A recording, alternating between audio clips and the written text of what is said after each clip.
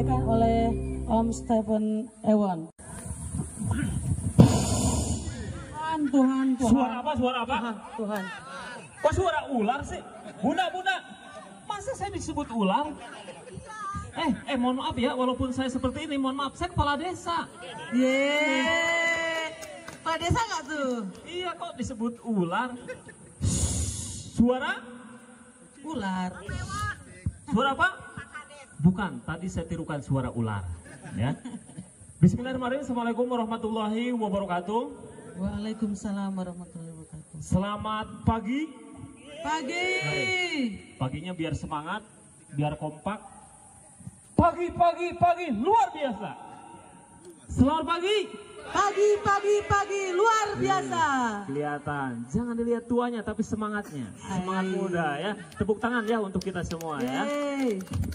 Alhamdulillah, terima kasih. Salam sejahtera. Semoga kesuksesan dan kebahagiaan menyertai kita semua. Salam lestari.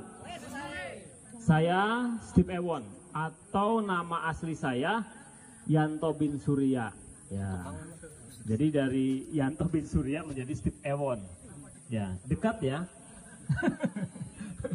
Jauh. Karena tahun 2006 saya pernah jadi animal directnya Steve Erwin. Nah, waktu itu teman-teman dari kameramen, reporter dan beberapa teman produser juga ya ikut-ikutan Steve Erwin manggil saya. Jadi manggilnya Steve Erwin ke saya tuh Steve. Jadi Steve itu sama. Jadi itu bahasa barat. Kalau bahasa kitanya akang, abang gitu ya. Nah akhirnya nyampe sekarang jadi Steve. 2007 Steve Erwin meninggal.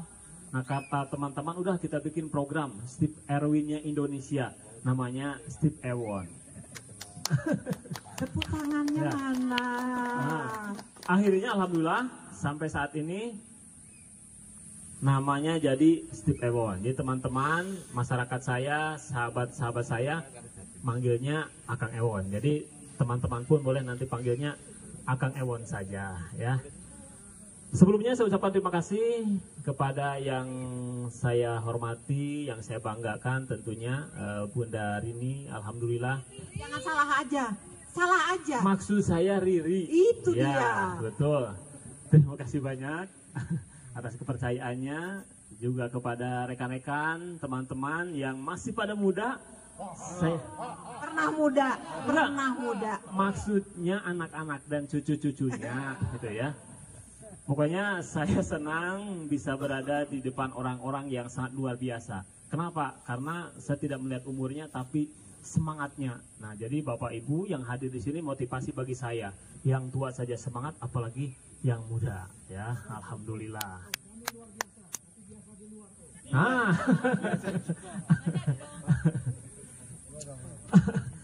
Tadi sudah disampaikan materi saya yaitu tentang mengenal reptil ya. Reptil itu banyak kan, ada ular, ada buaya ya. Hah? Ya kan, enggak memang maksud saya menerangkan bahwa kan ada ular ya, Bunda ada ular, Siap. ada buaya gitu ya. Buayanya yang mana ini? Nah, jadi mengenalkan reptil. Memang saya mengenal berbagai macam reptil, di antaranya ular. Dari 450 jenis ular saya hafal semua. Ya, di antaranya ular welang, wuling, ular warakas, ular lempek, ular catik, ular gibung, cincin mas, tali mangsa, bogendotipila, ular mulurus, retik, buah, bonceng, dipong, kadu, simulu, pari, tampar angin, teduh, kulanter. Oh, pokoknya semua ular insya Allah hafal ya. Ular naga panjang ada. Naga. Ular naga panjangnya tidak kepala. Baik, ya jadi berbagai macam ular tahu. Nah, dan karakter ular juga tahu. Dan sebenarnya saya tuh digigit ular atau teman-teman pawang ular bermain ular sebenarnya bukan sakti, tapi karena dia paham dan mengerti tentang karakter ular, tentang sifat-sifat ular. Nah di sini pun sebelum nanti saya keluarkan ular, izin ya, saya ingin bertanya dulu, Bapak Ibu takut tidak dengan ular? Tidak. Takut? Kenapa Ibu tadi tidak takut? Oh. Lebih takut buaya kayaknya. Enggak, nanti izin Bunda ya, nanti khusus ibu-ibu, nanti saya akan kasih kesempatan untuk memegang ular saya. Ya. Saya dulu tapi yang MC dulu. Ya, boleh. Ya. Enggak, memang saya bawa ular. Jadi ya nanti bapak-bapak juga kalau mau pegang ular boleh. Ular sendiri. Boleh. Nah, ibu suka yang terserah ibu, nanti tinggal milih mau yang panjang ya kecil atau mau yang pendek tapi besar, ada ya nanti ularnya ya. Nah, karena tadi 450 ular saya sudah kenal ya, dan di sini pun sebenarnya banyak ular. Saya kasih hadiah spesial, nanti kasih tepuk tangan sama saya. Kenapa takut sama ular? Berbisa. Apalagi? Geli. Aku geli? Ular apa ya geli ya? Hah? Saya curiga nih, ibu ini saya di sini. Mohon maaf ya, ini sedang berbicara tentang ular. Ular ya. Kok ular geli ya? Ya boleh. Kenapa takut? Karena ular menggelikan. Karena ular berbisa. Terus apa lagi? Ular melilit. Apalagi Pak? Ular meremas. Saya tahu kenapa Bapak Ibu takut terhadap ular. Karena ular suka melilit, karena ular suka menggigit, karena ular suka membelit, karena ular ada racunnya, ada bisanya, karena ular mematikan. Intinya kenapa takut? Karena ular berbahaya. Betul? Salah. Ular tidak berbahaya. Ya. Kenapa ular menggigit? Kenapa ular membelit? Kenapa ular mengeluarkan racun? Itu menyelamatkan diri. Jadi kalau ular tidak diganggu, justru dari kurang lebih 450 ular, itu ular sebenarnya takut terhadap manusia. Kenapa ular menggigit? Kenapa ular membelit? Kenapa ular mengejar? Kenapa ular mengeluarkan racun? Itu karena membela diri, karena menyelamatkan diri.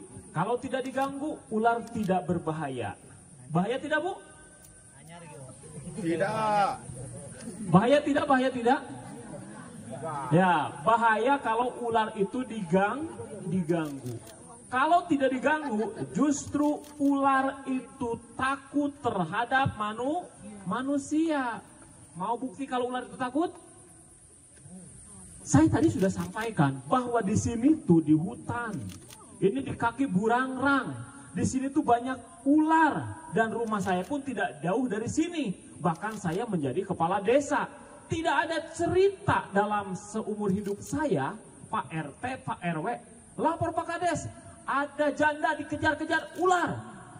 Itu tidak ada. Lapor Pak Kades, ada anak pulang sekolah dikejar-kejar ular. Ada tidak?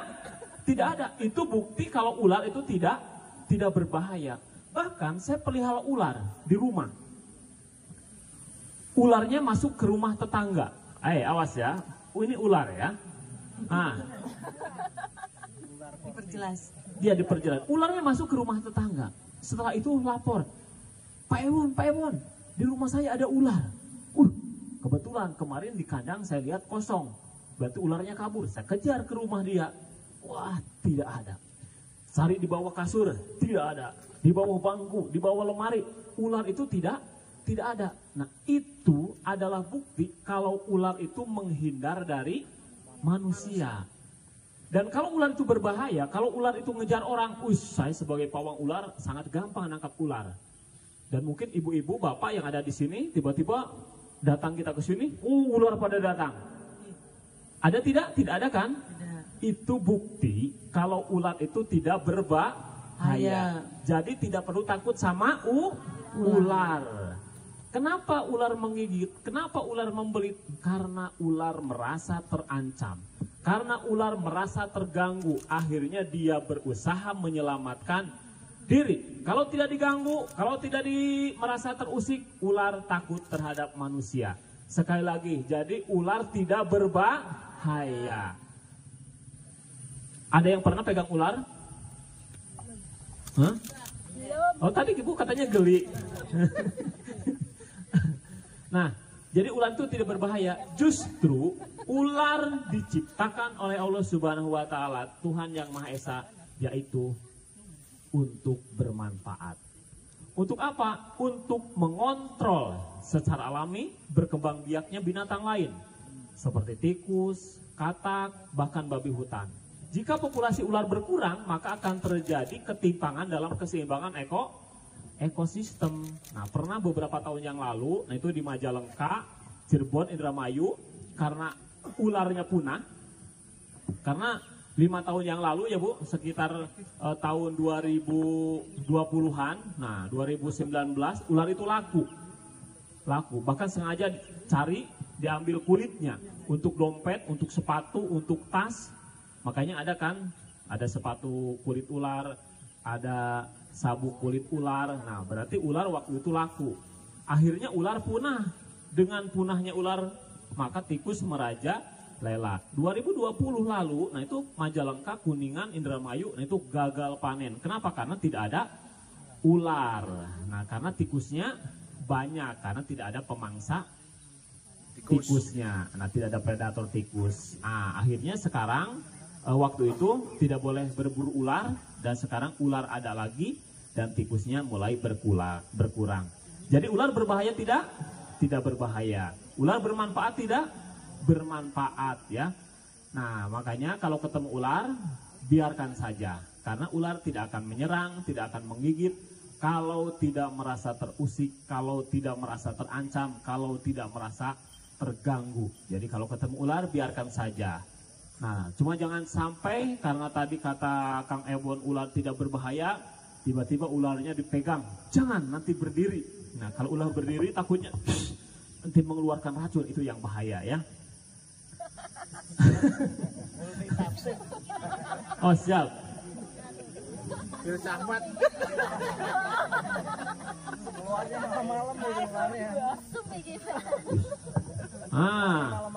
Izin. Ada pertanyaan dari Bapak siapa? Pak Egi dari Palembang. Nah, kenapa ular memakan manusia di Sumatera, bahkan yang belum lama itu di Mamuju, Sulawesi? Kenapa ular itu memakan manusia? Kenapa di beberapa berita ada orang digigit ular terus dia meninggal dunia? Yang tadi saya sampaikan, karena mereka merasa terusik, karena mereka merasa terancam. Saya pernah datang ke Mamuju, yang tempat kejadian orang ditelan ular. Apa yang mereka lakukan? Karena memang daerah teritorial mereka diganggu. Hutan yang awalnya lebat, mereka tebang, dijadikan lahan sawit. Nah, akhirnya apa yang terjadi? Makanan ular tidak ada. Karena babi rusa, babi hutan atau binatang yang lainnya kan punah, diburu. Nah, akhirnya ular masih ada. Ularnya lapar, akhirnya memakan manusia. Siapa yang salah? Manusia, karena merusak alam. Jadi tidak bahaya dalam artian ya pada saat kita tidak mengganggu. Nah, jadi konsekuensinya pada saat kita merusak alam, ya mereka akan merugikan bagi kita. Jangankan ular ya, gajah juga kalau teritorialnya terganggu, nah itu akan berbalik melawan. Harimau juga sama. Dan pengalaman saya beberapa kali petualang ya, beberapa kali perjalanan, nah ketemu ular, ketemu harimau, ketemu Panthera pardus melas atau macan kumbang, itu sebenarnya takut sama manusia. Nah, yang jadi masalah pada saat kita mengganggu, merebut teritorialnya, merebut habitatnya, nah itu yang bahaya. Jadi kalau tidak ada sebab, tidak akan ada akibat. Pada saat kita mengganggu, maka efeknya, konsekuensinya kita yang akan menjadi korban mangsa mereka. Baik, sebelum nanti saya kasih sesi tanya jawab, nah saya bawa ular. Ya, tadi saya sudah janji, ular saya boleh dipegang, tapi oleh ibu-ibu dulu. Ya, Yakin, Om? Yakin itu siap, Ya. Om? Boleh. Mau siapa dulu? Bunda Riri pertama untuk pegang ular Om Ewon. Bunda Riri dulu. Oh, boleh. Mau Bunda Riri boleh, ya. Ular Om Ewon. Ya. Nah, jadi sebelum buka ular, biasanya sletingnya kita buka. Emang ularnya diwadain Om? Hah? Pakai sleting.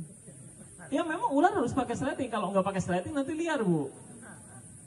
Ya, siap. Ular saya di mana ya? Selamat datang. Oh ini. Oh ini siap, izin. Wih, suaranya gimana? Nah. Ya, sebentar. Ya, jangan nakal ya.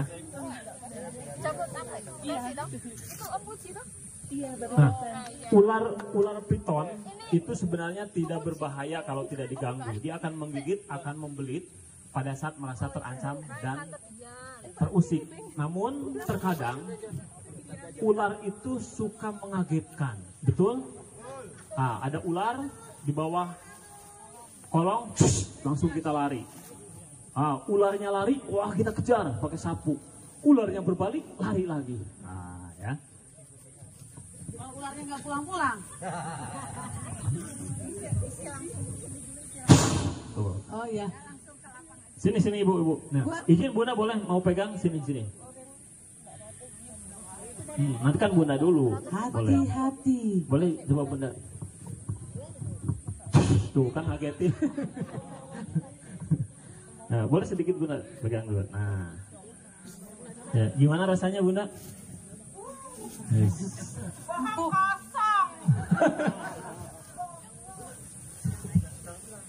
Bilang kosong. Boleh yang lainnya, boleh yang pegang. Ini tadi udah ngacungan tangan. Sini, boleh teh. Ayo, ada yang mau pegang Boleh yang lain, duluan. Boleh. Boleh. Sini. Ini ularnya nggak berbulu ya Om? Boleh pegang? Boleh. Ya. Gimana rasanya? Geli. Geli-geli enak gitu ya? Bu, mohon maaf Bu, biasanya Pak, ini pengalaman kita kan biasanya yang dipegang yang geli ya. Ini yang pegang ya. Oke. Gak apa-apa ya pegang? Oh boleh, nanti dikeluarin. Langsung katanya boleh dikeluarin. Wah ini bahaya ini. Ya kita keluarin ya. Ular Om Ewon katanya. Izin. Bismillah. Ini yang betina atau yang jantannya Om? Ya Allah. Udah pada lihat yang besar belum? Nah, boleh sama Mbak siapa?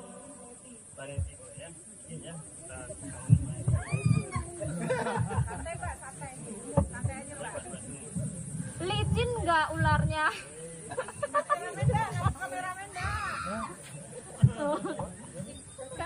Kalem, tenang.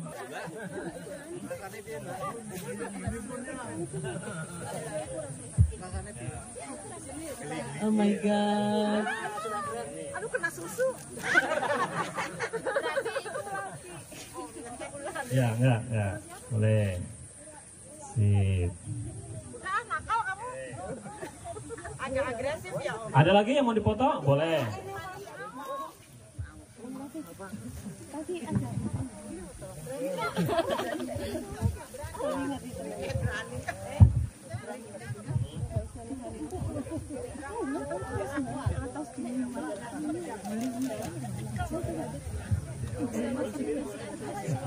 Oh, itu masih gitu nggak banget nggak mulutnya itu? Oh.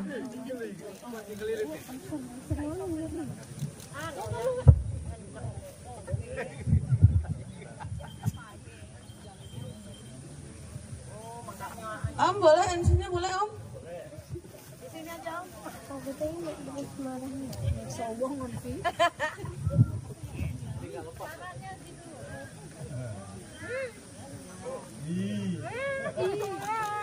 Jangan ke sini ya. Oh, takut gitu mukanya pasti.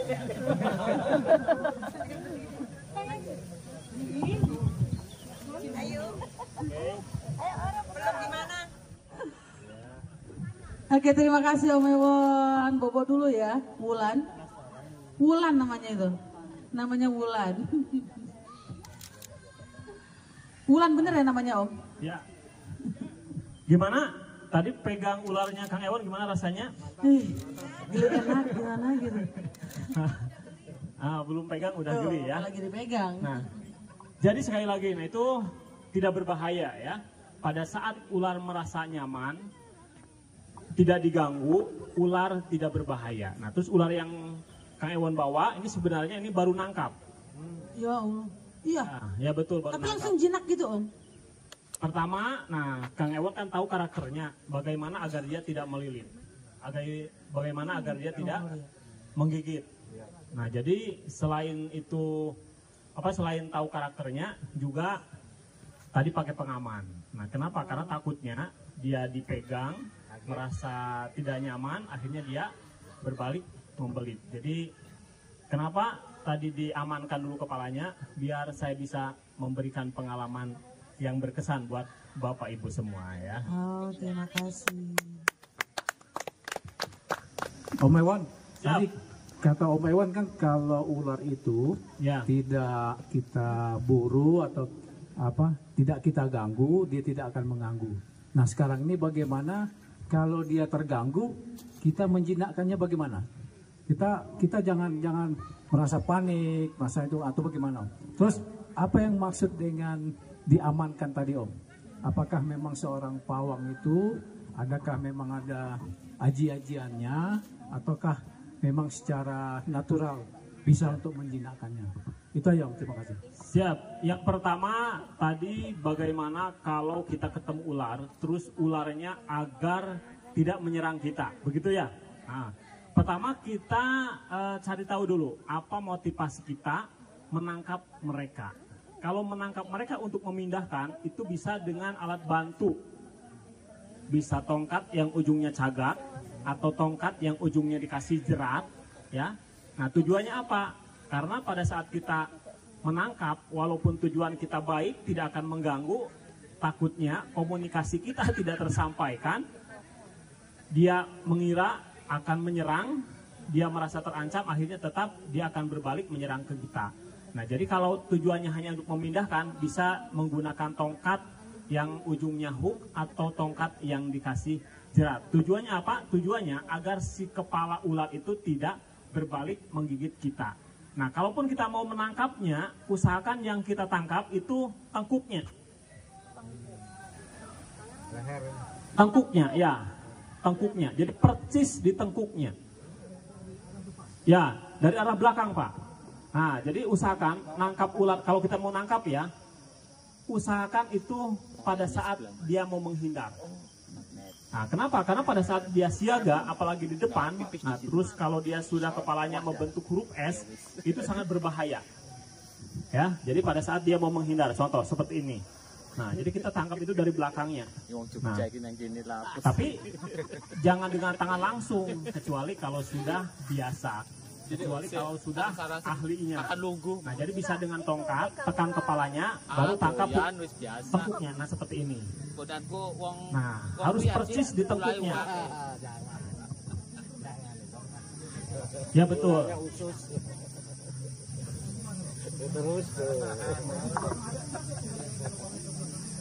Tidak, jadi sensor itu sensor lihat.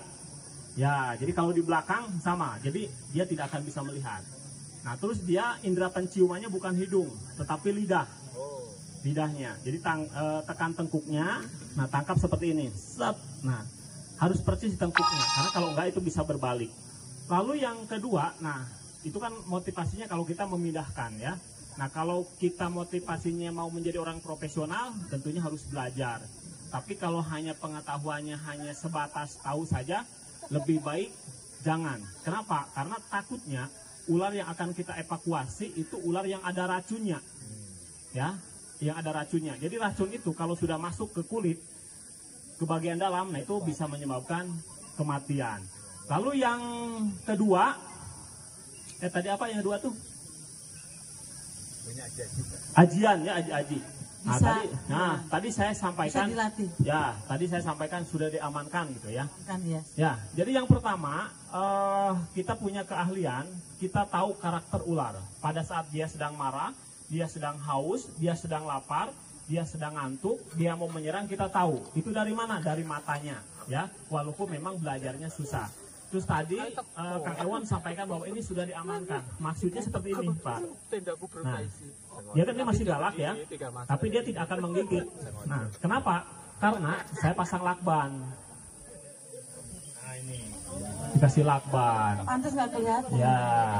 Jadi saya takut dibacok. Ya, kenapa? Karena takutnya tadi, kan tadi saya sampaikan bahwa, saya amankan ini untuk memberikan pengalaman yang berkesan buat Bapak, Ibu semua. Karena kalau tidak, kalau dilepas, nah ini berbahaya. Berarti ini jenisnya berbisa atau tidak?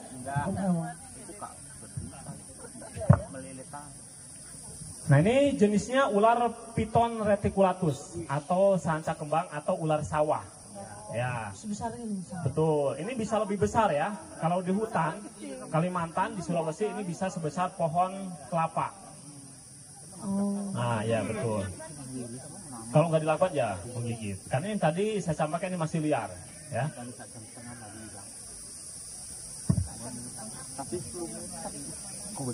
Bukan katanya ular sawah itu kecil-kecil gitu. Nah itu ular koros ya. Jadi ular Ada juga ya nah, jenisnya macam-macam. kan ular sawah tuh kalau di Sunda, nah memang kecil. Nah kenapa? Karena dia suka di sawah. Nah itu orang Sunda menyebutnya ular sawah. Padahal itu banyaknya. Kalau ular sawah secara umum namanya Petias koros. Nah ini ular sawah kalau di secara umum ular sawah ular sanca. Nah, atau bahasa latinnya itu ular Piton reticulatus. Nah itu ular Yang kulitnya hitam. Ya. Ya. Nah, itu mungkin king koros, ya. Itu king koros, ada juga king cobra. Bedanya king koros dengan cobra, kalau king koros, nah itu hanya hitam saja. Kalau king cobra itu ada kuningnya di lehernya, betul. Nah itu berarti king koros. Nah terus kalau hitam, kecil, mengkilap, terus memeberkan lehernya, itu ular dumung atau naya-naya seputatrik atau ular kobra hitam. Nah itu berbahaya. Berarti semakin hitam semakin berbahaya. Tidak, jadi hitam itu jenisnya ya, warnanya. Warnanya. Jadi ada yang tidak hitam, nah justru berbahaya. Seperti ular hijau ya, nah itu berbahaya. Ada hijau, ekornya merah itu berbahaya. Ada hijau, ekornya coklat, itu tidak berbahaya. Hijau, kepalanya besar segitiga, itu tidak berbahaya. Yang berbahaya itu warnanya hijau, ekornya merah, nah itu berbahaya. Nah itu harus hati-hati. Izin Om Ewon. Siap. Tadi kan ngobrol soal berbahaya dan tidak berbahaya. Nah, supaya kita tahu ular yang berbisa dan tidak berbisa itu seperti apa namanya? Menyirikannya seperti apa? Ciri-cirinya. Ya, membedakan ular berbisa dan tidak berbisa. Nah itu kalau menurut pandangan umum, teori dulu, kalau ular berbisa kepalanya segitiga. Kalau tidak berbisa kepalanya opal, dan ternyata itu salah. Kenapa? Karena ular black mamba itu kepalanya opal, tapi dia berbisa. Nah terus ular kadut itu kepalanya segitiga, tetapi dia tidak berbisa. Nah terus bagaimana membedakannya? Jadi membedakan ular berbisa dan tidak berbisa, itu tidak bisa melihat fisiknya. Tetapi harus melihat secara morfologi. Apa yang dilihat? Ular berbisa itu ada taring bisanya, ada kantung bisanya. Nah memang susah, kenapa? Karena itu harus ditangkap dulu ya, jadi memang harus betul-betul orang profesional. Cuman secara umum saja ya, pokoknya ular kobra pastikan teman-teman sudah tahu. Nah itu berbisa ya. Nah terus ular hijau ya, ekornya merah, nah itu berbisa, nah itu berbahaya. Jadi lebih baik menghindar. King cobra ya, yang besar, nah itu berbisa ya, yang tidak berbisa banyak. Dari 450 kurang lebih ular, jadi hanya 15% saja yang berbahaya.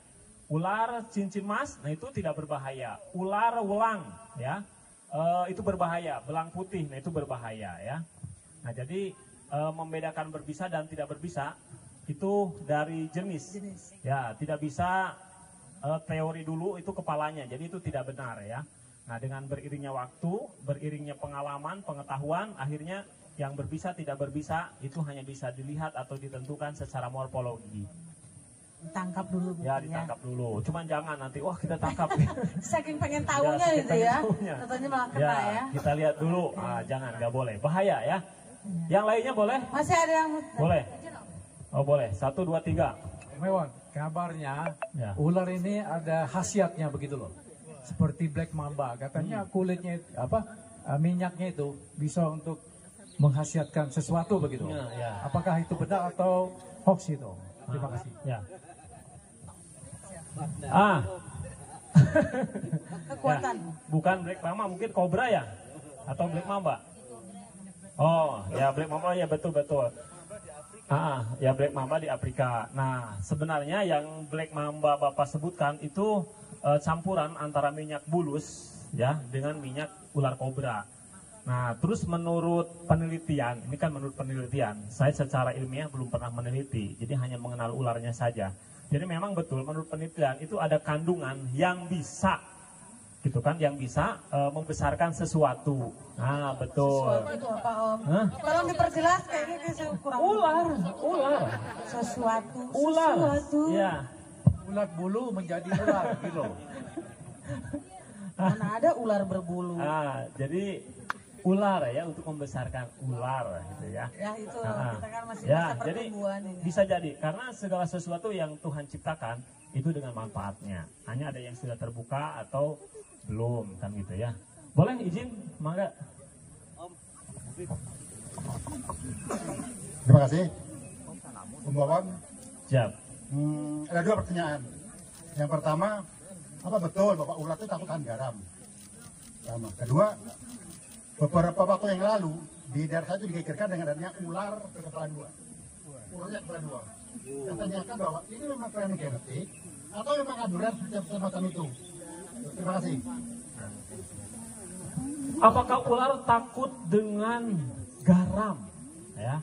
Nah, saya sampaikan, alhamdulillah dengan beriringnya waktu, apakah tentang perbedaan tadi berbisa dan tidak berbisa, cara pertolongan, ataupun apakah tentang mitos-mitos ya, ular takut dengan kayu kaboa atau dengan yang lainnya, dan diantaranya dengan garam. Nah, dengan beriringnya waktu, ternyata itu tidak benar ya.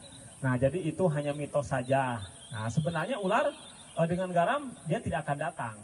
Tapi bukan karena takut oleh garam. Nah, tapi takut karena ada baunya manusia. Nah, jangankan dengan garam, dengan batu, dengan apapun, nah itu dia tidak akan. Nah, kenapa saya sampaikan dan saya yakinkan bahwa ular tidak takut dengan garam? Karena di Pamanukan, tahu Pak Pamanukan? Daerah Pantura, daerah produksi garam, itu ular tuh bisa dibawa karungan garam. Ngumpetnya tuh. Nah, logika dulu, orang dulu, ya karena pengetahuan zaman dulu dengan sekarang, kan dengan beriringnya waktu, beda pengalaman dan pengetahuan. Jadi menurut teori mereka dahulu, karena ular itu kan jalannya membuka sisiknya begini, set. Nah, terus garam, menurut pengalaman orang tua, menurut pengalaman kita, orang, bahwa pada saat garam kena kulit yang terbuka itu perih. Nah, jadi logikanya ke situ. Jadi wah ini ular tuh akan takut dengan garam. Dan dicoba dipraktekkan. Pada saat kita datang ke mana, ke hutan atau kemanapun, ditaburi garam, nah ular itu tidak datang. Ya sebenarnya, ya akhirnya orang percaya bahwa ular itu takut dengan garam. Nah sebenarnya takutnya itu terhadap manusia. Jadi saya sampaikan ular tidak takut dengan garam. Terus yang kedua, nah apakah itu klinik atau itu genetik? Kalau menurut saya itu genetik. Karena memang jangankan ular ya, nah bahkan kan ada cicak kepalanya 2, ada ayam kadang-kadang kakinya ada 3 kan gitu ya. Ada sapi yang kepalanya 2, nah itu kelainan genetik. Ada orang juga ya, nah seperti itu kelainan genetik. Siap. Yang lainnya boleh. Izin Om. Terima kasih Kang Iwon. Yang ingin saya tanyakan, tadi Kang Iwon bilang bahwa ular itu takut oleh manusia, sedangkan dia akan bereaksi ketika merasa terganggu. Saat apa mereka merasa terganggu itu? Di saat-saat seperti apa kan gitu? Karena kadangkala ini belum lama di rumah itu kan ada ular kecil sih, ya sama seperti itu, masuk ke rumah. Padahal kita pikir ya nggak ada, cuman di belakangnya kan ada sawah. Nah, itu masuk ke rumah. Nah itu memang ketika kita lihat, kita dekati, dia lari. Nah itu yang ingin saya tanyakan, supaya kita sebagai manusia gini kan bisa tahu saat apa mereka itu merasa terganggu kan gitu. Itu aja Om. Terima kasih. Siap. Pertama saya ingin sampaikan dulu bahwa naluri dan insting makhluk hidup itu sama, ya, punya rasa asmara, cinta, dan punya rasa dendam. Ya, sama ya, makhluk hidup ya, kayak dogi, sapi ataupun binatang-binatang yang lainnya, dan diantaranya ular juga sama. Pada saat mereka pernah terancam, dia itu akan ingat, instingnya akan mengingat bahwa pada saat saya datang ke situ, datang ke tempat situ, itu bisa dendam, bisa juga takut. Nah, namun tadi pada saat pertanyaannya, pada saat apa ular itu menyerang kita, terganggunya seperti apa? Ya, satu bisa terusik tadi teritorialnya pada saat kita sedang menggali, tiba-tiba di situ ada ular, lubangnya keganggu, nah dia akan menyerang. Terus pada saat kita jalan, tiba-tiba dia terinjak, padahal kita tidak sengaja. Nah, ular kan tidak tahu kalau kita menginjak tidak sengaja. Nah itu kan karena merasa sakit, dia merasa terancam, akhirnya dia juga bisa gigit. Atau pada saat kita sedang menangkap ular, kalau kita pawang ular, kita tangkap, merasa terancam, merasa terusik, akhirnya dia gigit. Terus pada saat kita atraksi, kalau dia seorang suka atraksi, nah main sirkus kan, kalau di YouTube di IG gitu ya, kayak Steve Ewon gitu kan, ular dipukul terus dia berbalik, nah itu kan merasa terganggu kan gitu ya, akhirnya dia menyerang. Nah jadi pada saat apa? Pada saat merasa tersakiti. Nah begitu, pada saat merasa tersakiti. Yang kaget bisa jadi. Nah cuman kaget itu rata-rata ular lari. Nah saya beberapa pengalaman ya, ketemu ular di kebun, di sawah, di hutan. Nah kita sedang jalan, ular sedang berjemur, tiba-tiba kita lihat ular, nah baru mau tangkap, dia langsung lari. Ada yang kita sedang jalan, tiba-tiba ular langsung lari, nah itu ada yang kita sedang jalan, kejeduk, tiba-tiba matuk, nah juga itu ada. Nah jadi kaget tuh bisa gigit, bisa juga lari, tapi kebanyakan ular itu langsung lari. Yang lainnya, boleh. Ya, terima kasih. Saya Kafid dari Jogja. Ya. Ingin bertanya, dan ini pengalaman saya juga ya, waktu sudah lama ini, jadi waktu saya pernah mancing ya, mancing itu saya sedang diem gitu, konsentrasi pada kail atau pelampungnya itu kan, kita ini ya, konsentrasinya ke situ. Pada waktu itu ada ular ya, mungkin nggak terlalu besar, mungkin sekitar sebesar ibu jari, lebih besar gitu. Nah, pada faktanya memang ular itu tidak takut dengan manusia selama dia sendiri secara naluri atau dia tidak terancam itu, atau dia memang tidak ada kebutuhan terhadap manusia. Mungkin seperti itu ya. Dua hal yang ingin saya sampaikan ya tentang apa yang tadi Bapak Pak David sampaikan ya. Satu pelajaran, yang kedua jawaban. Yang pertama tadi pelajaran. Jadi kalau ketemu ular, nah tadi Bapak katanya ular ke bawah berdoa, ternyata ularnya tidak gigit. Nah itu bisa dipraktekkan ya. Betulan. Ya. Bisa jadi.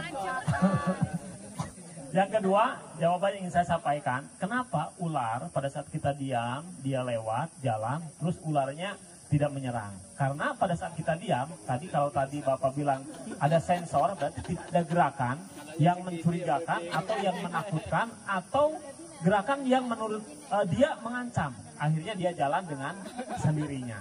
Nah, kalau menurut saya itu, jadi dia merasa tidak terancam. Makanya kan sering kan di film-film gitu ya, pas ada ular dia diam gitu kan. Nah, gambarannya karena tidak ada gerakan, menurut sensor dia tidak membahayakan, akhirnya dia hanya lewat saja. Dan kenapa ular itu bisa ada di bawah kita? mohon maaf, tadi saya sampaikan bahwa hutan air itu adalah teritorial dia. Nah, jadi dia tidak takut sama manusia, dalam artian takut sama manusia, jadi dia tidak akan mengejar manusia. Jadi misalkan dia akan datang ke perkotaan untuk menyerang, seperti itu. Atau kita sedang di rumah, dia mencari. Nah, jadi kenapa ular itu ada di situ? Karena itu sesuatu yang kebetulan. Kebetulan Bapak di situ dan kebetulan itu adalah habitatnya. Begitu. Izin Om Hewan, sekali lagi dari saya, boleh ya? Boleh. Soal tadi ular merasa terganggu. Katanya kan kalau ular terganggu itu merasa nggak nyaman itu kalau kesakitan atau disiksa atau apa ya gitu. Cuman saya bikin ilfil tuh tadi yang masukin ular itu gitu ya. Berarti ternyata ular itu nggak bisa disakiti atau terganggu. Ternyata dia itu ular itu ternyata butuh belayan juga kayak yang saya tahu. Maaf, emang bukti karena saya udah perhatiin dari tadi. Saya bukan merhatiin ularnya Om Ewon, tapi ular yang dimasukin ke tasnya itu loh maksudnya. Tadi karena saya perhatiin gini Om Ewon, maaf ya Om Ewon ya. Perhatiin ular. Izin Om. Iya, jadi gini Om, izin. Tadi kan asistennya Om Ewon itu masukin ular tuh. Tadi kan lagi pertanyaannya merasa terganggu bagaimana? Ternyata saya nggak menyimak yang itu. Saya menyimak ularnya itu dimasukinnya kenapa diketik-ketik gitu loh. Terus dia masuk gitu. Ya jujur ada saksinya. Betul. Ya Om ya, kenapa tadi itu diketik-ketik dia kok masuk mulut gitu loh Om. Betul. Itu kenapa ya Om? Apa emang benar-benar ular itu belayan? Insting feeling binatang itu sama ya. Jadi pada saat kita dengan belayan terus merasa tidak tersakiti ya akhir sama. Nah kayak tadi memang betul sekali pada saat dibelai. Iya dia dibelai, nah dia gitu akhirnya loh. masuk. Betul. Dia masuk ke tasnya itu. Berarti itu kalau ada ular gitu-gitu aja kali ya Om ya? Jangan kalau ular. Ular yang mana dulu? Iya. Oh berarti begitu ya Om? Iya betul. Betul kan ya? Ya tidak ya siap.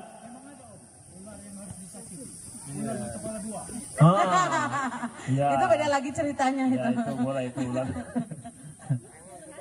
Siap, itu ada lagi yang bertanya boleh bertanya ya. Boleh, segala sesuatu tentang reptil, tentang ular boleh ditanyakan. Nambah ilmu. Boleh.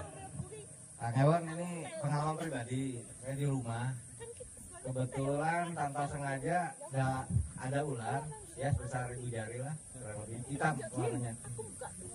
Antisipasi saya bergerak dengan cekatan langsung menghindari lah ya.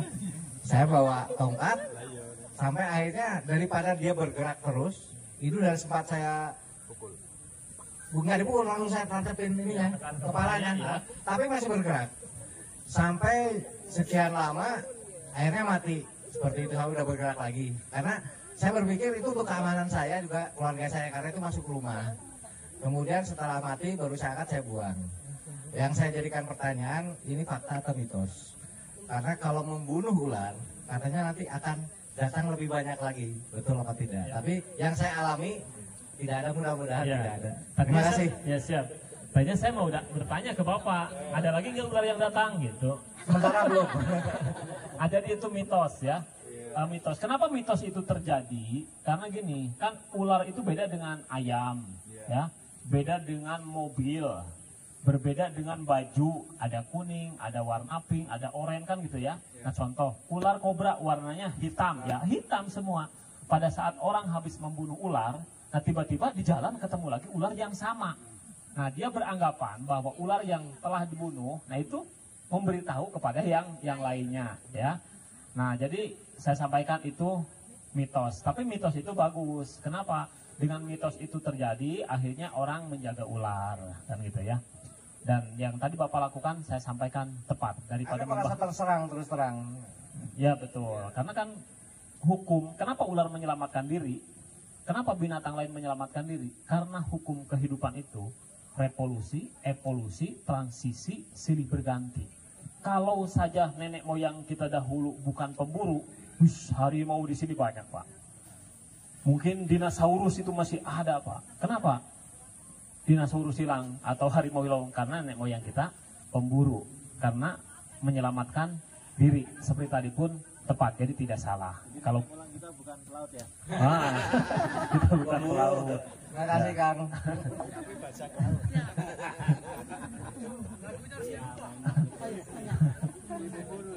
Ada lagi? Ini Boleh. saya mau nanya. Ya. Tadi kan nggak takut sama garam. Terus kata waktu itu ada teman yang mengatakan dia akan takut dengan aroma-aroma yang tajam. Terus kalau seandainya kegigit ular yang berbisa, antisipasinya seperti apa gitu. Dan saya pernah, ini mitos apa bukan? Karena kena gigit ular itu kalau bisa jangan diusahakan dibawa ke rumah. Dan terus ada juga yang dikasih dengan batu apa? Batu bisa. Itu apa emang benar apa ini? Kalau menurut kedokterannya seperti apa untuk mengatasi tergigit dengan ular berbisa itu? Makasih. Siap. Tadi yang pertama apa tadi yang pertama? Yang kalau ini takut sama aroma-aroma tajam. Ya, betul. Nah, yang pertama saya sampaikan itu betul. Jadi pada saat ular, kan gini, ular itu akan datang ke kita pada saat ada aroma mangsa.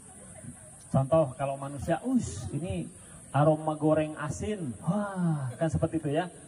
Ini bakar ayam, nah itu akan merangsang dia untuk datang secara naluri. Hanya karena kita sudah ke zaman peradaban saja, akhirnya kita tidak nyamperin. Kenapa? Karena gengsi kan gitu ya. Nah, ular juga sama, dia akan datang pada saat ke tempat yang ada aroma mangsa. Ya, misalkan di situ kotor, bala, akhirnya banyak tikus. Nah, dia akan datang ke situ. Nah, dia akan datang ke sarang burung, dia akan datang ke sarang tikus ataupun ya ke tempat-tempat mangsa dia. Nah, apakah betul dengan aroma-aroma wangi itu dia akan terhindar? Betul. Kenapa? Karena hobi atau naluri perangsang makanannya itu beda dengan manusia. Ya, jadi dia tuh memang yang bau-bau. Kenapa? Karena dia tuh proses pembusukannya, absorpsinya tuh dengan enzim pembusuk yang berbeda dengan manusia. Jadi kalau ada bau-bau wangi seperti itu akan menghindar. Betul sekali. Nah, terus yang kedua, mungkin lebih lengkapnya, bagaimana pertolongan pertama terhadap orang yang digigit ular. Gitu ya? Bagaimana pertolongan pertama terhadap orang yang digigit ular. Tadi saya sampaikan ya, ilmu tentang pengetahuan tentang ular dengan beriringnya waktu, dengan majunya zaman, akhirnya semakin berkembang dan semakin maju. Banyak orang terselamatkan karena teori ilmiah dan kedokteran. Nah, dulu kalau digigit ular itu ada yang tempel dengan jengger ayam, ada yang harus cari pepaya lalu ditempel, ada yang pepayanya diparut lalu ditempel, ada yang diturih, disobek lalu dihisap. Banyak berbagai macam teori. Nah, namun secara majunya zaman sekarang saya akan terangkan secara ilmiahnya. Bagaimana pertolongan pertama terhadap orang yang digigit ular? Yang pertama, usahakan tenang. Jadi kalau ada orang yang digigit ular, yang pertama kita usahakan korban itu tenang, ya. Misalkan Bapak digigit ular, tenang. Ya. Tenang, lepok gitu. Maksudnya pada saat ada orang yang digigit ular ataupun kita yang menjadi korban ular, dengan tenang maka denyut nadi itu akan lambat. Beda dengan kita shock, dengan kita stres. Pada saat kita stres, denyut nadi cepat berdetak, maka si racun akan cepat pula menjalar ke jantung. Kenapa orang meninggal dunia digigit ular? Karena jantungnya diserang oleh racun ular. Dengan tenang itu akan memperlambat. Dengan tenang maka endorfin itu akan menjadi antibodi. Nah, jadi yang pertama usahakan tenang, ya. Kenapa orang dulu kalau ada yang digigit ular diam? Jangan dulu dibawa ke rumah. Karena memang secara teori ilmiahnya pada saat orang digigit ular itu jangan terlalu banyak gerakan. Dengan banyak gerakan maka itu akan memompa si racun cepat pula ke jantung, ya. Yang kedua, ikatkan tourniquet, pengikat sejengkal dari bekas gigitan. Ya, misalnya digigit di sini, ikat sejengkal dari sini. Jangan terlalu kencang. Sama, tujuannya itu untuk memperlambat si racun menjalar ke jantung. Nah, jadi tenang, jangan banyak gerakan, kasih minum. Ya, kasih minum. Kalau bisa sebanyak-banyaknya.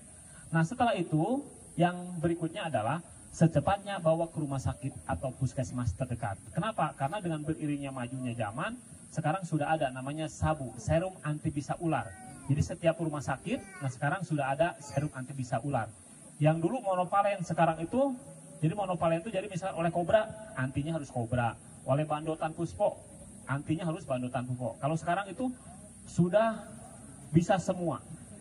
Jadi dengan beriringnya waktu sudah aman. Jadi kalau ada yang gigit ular, secepatnya bawa ke rumah sakit atau puskesmas terdekat. Nah itu secara ilmiahnya begitu. Ada pertanyaan lagi? Masih ada? Boleh. Nah. Oh boleh. Nah, itu sebentar ya, saya sambungkan dulu ininya. Tadi belum selesai, nanti saya jawab. Nah tadi pertolongan pertama sudah selesai? Sudah? Nah kalau sudah saya yang bertanya. Tadi kan untuk memperlambat itu ikatkan tolong kue sejengkal dari bekas gigitan. Gimana kalau yang digigit misalkan pipi, yang diikatnya di mana?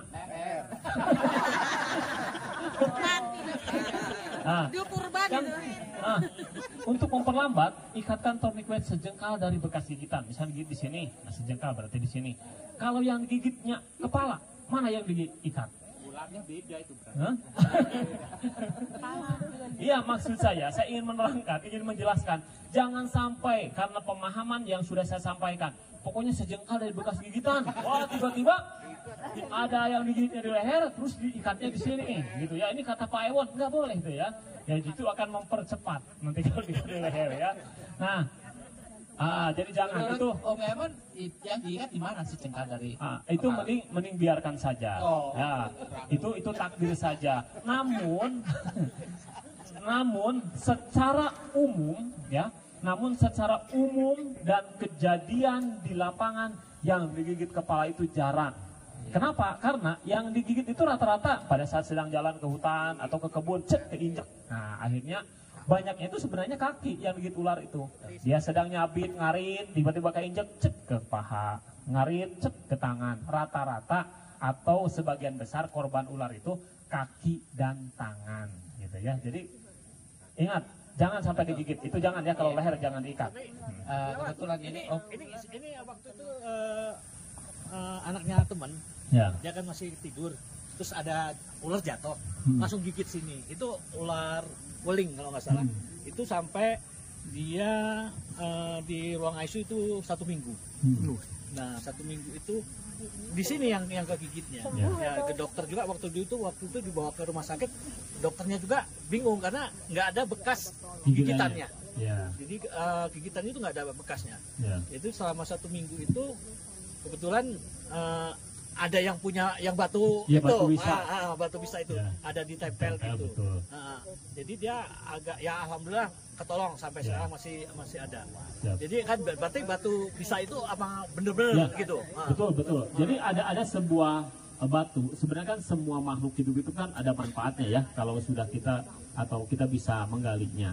Nah kayak batu bisa itu memang ada sebuah batu yang saya secara ilmiahnya belum meneliti dan kebetulan saya juga punya dan itu jarang orang yang punya. Dapatnya di mana? Itu jadi kalau cerita ya itu dari batu hitam terus tengah-tengahnya. Nah jadi sekarang dengan zaman sekarang susah untuk mendapatkan itu.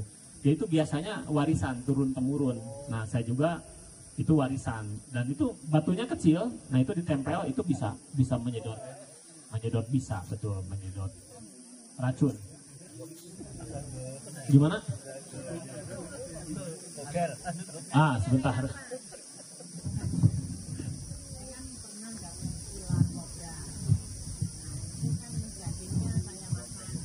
Waduh, enak gitu sama daging ular.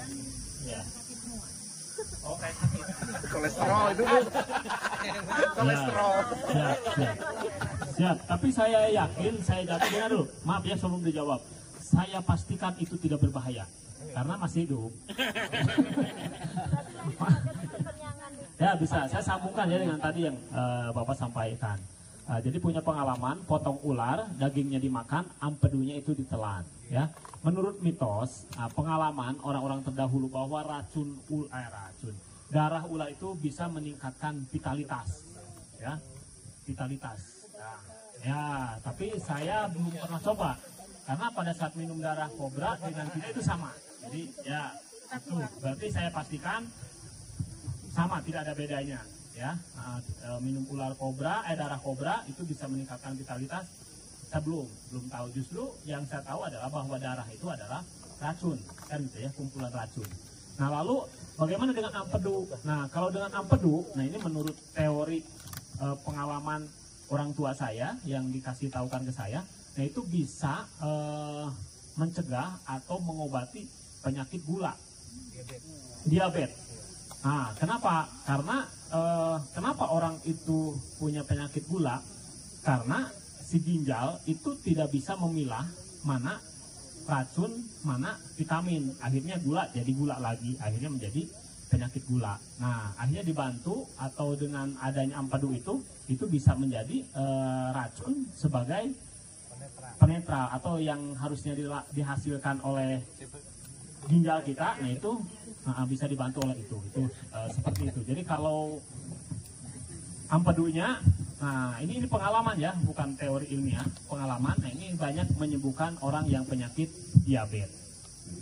Nah terus tadi makan daging ular, nah gatal-gatal, enggak sakit badan. Rakus saja atau orang rakus itu. Oh, mungkin saja.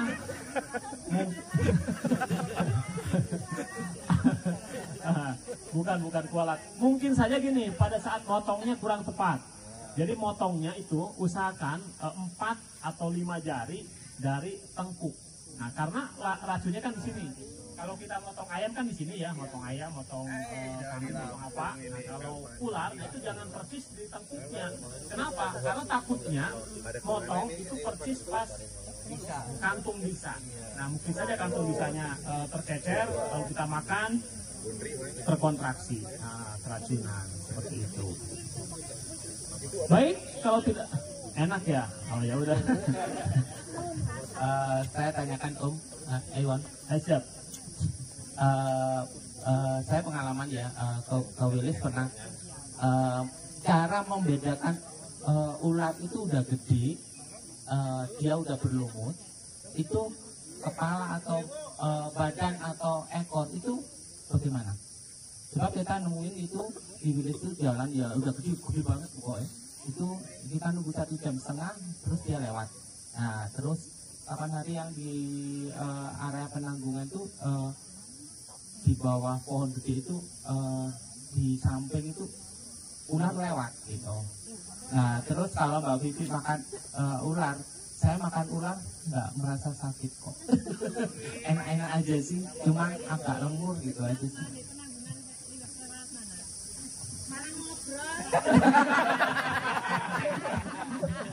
Ya itu aja cara membedakan badan ular, ekor sama itu. Sebab saya menunggu 1,5 jam itu hilang dia, jalan sendiri. Takutnya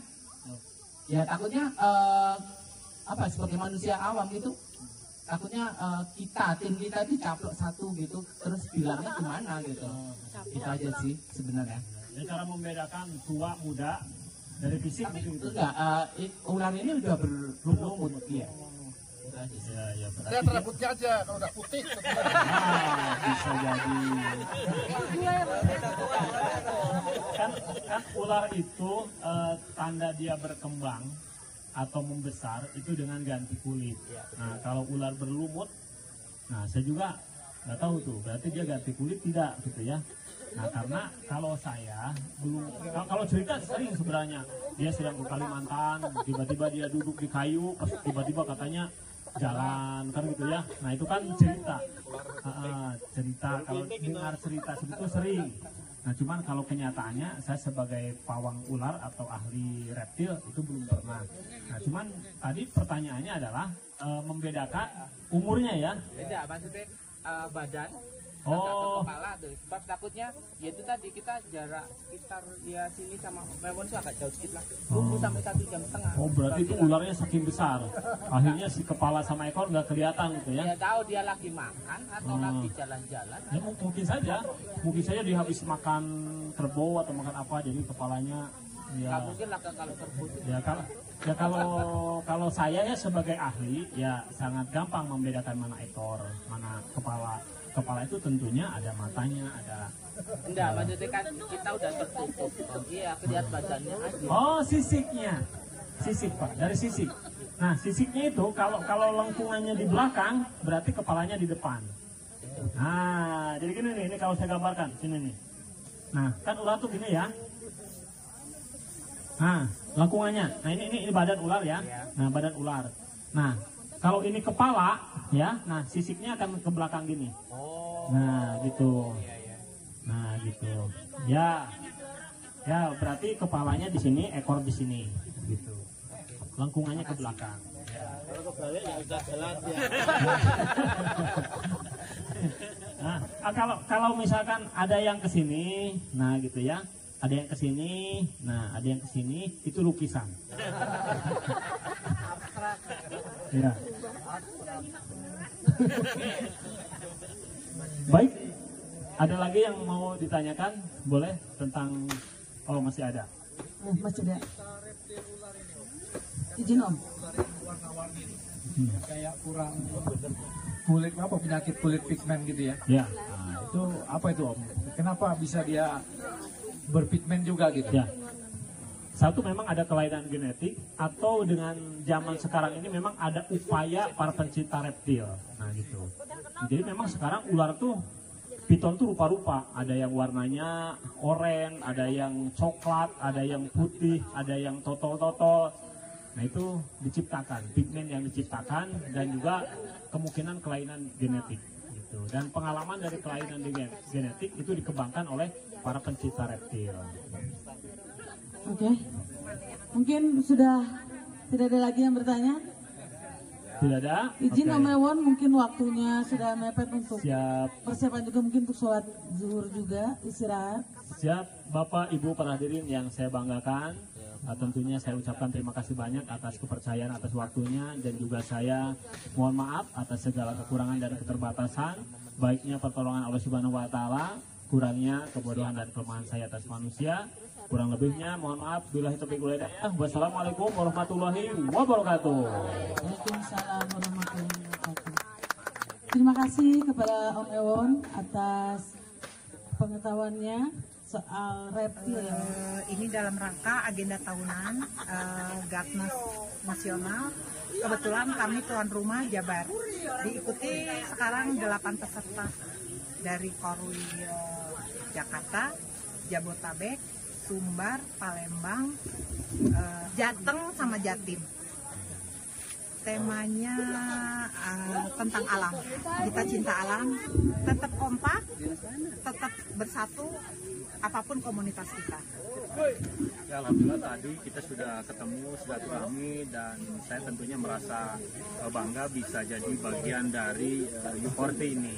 Mudah-mudahan tadi yang disampaikan oleh panitia bahwa U40 semakin kompak, semakin solid, dan tentunya bisa bermanfaat untuk semesta. Karena tadi temanya tentang alam. Jadi saya pun tadi di sini berbagi pengalaman tentang reptil, khususnya ular. Dan menarik tadi banyak yang pegang ularnya Kang Ewon. Kebetulan saya dari Lingkar Indonesia berkontribusi untuk tema kita itu untuk melestarikan dan konservasi alam. Karena alam di sini harus memang kita jaga. Saya mengimbau kepada komunitas-komunitas yang lain, diantaranya U40, kami mengajak untuk tetap menjaga kelestarian alam.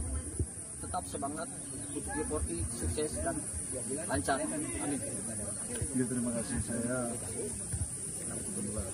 atau Abah Cacing bilang, karena saya dulu kurus banget, sekarang udah gede. Saya komunitas banyak, dari tren, wisatawan. Ya dimintalah sama aku ya, sharing tentang kegiatan itu. Saya U40 itu sangat bagus, dan awalnya saya ikutin, kalau saya ikutin udah 40 tahun ke atas itu, pemikirannya bagus. Ada sesuatu mungkin dari kita yang bermutu bermuka Tuhan yang harus disampaikan gitu ya, tentang alam. tentang segala sesuatu dan saya memberikan materi dan sekedar ini bisa menghasilkan uang dari orang lain. Potensi itu begitu besar. Dan buat ini membuat pemberitaan dan memberikan suggestion apa di koran Zoom itu segala macam. Ini potensi yang memang bagi saya memberikan sama-sama edukasi yang sangat baik dan banyak hal yang keliru yang saya bilang ini loh yang tidak boleh dari itu. Ya, alhamdulillahnya mereka suka kalau saya berikan dari narasumber baik dari perguruan tinggi anak SMA. Saya juga ada tempat wisata yang saya buat di sekolah dari komunitas flora fauna. Tapi saya berikan karena sebagai penerus, karena para narasumber dan Jajo dan almarhum Bang Don, terus masuk ke berikutnya yang saya menyerang kepala 7 ini, aduh kepala 7 udah mulai habis. Nah, giliran saya harus teman-teman harus menguatkan itu supaya estafet ya, karena banyak orang yang pintar tapi tidak bisa menyampaikan. Nah itu yang ada kita punya moral obligation untuk menyampaikan pendaki.